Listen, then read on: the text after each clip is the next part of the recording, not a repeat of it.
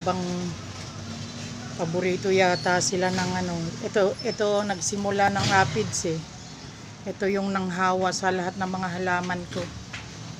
Dito talaga ako nadismaya dahil ang mahal ng pagkakabili ko. Halos 1 dangkal lang nung nabili ko, pero 650 na yan kasama ang charge. Kaya ngayon kailangan ko siyang buhayin. Sana makarecover pa yan. Maparami ko naman. Ito ang nakalbo kong laurel.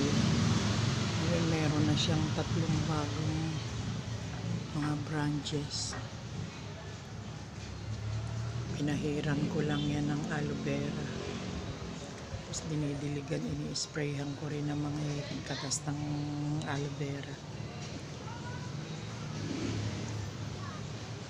Ayan, 3 lang ang tumubo na tuloy.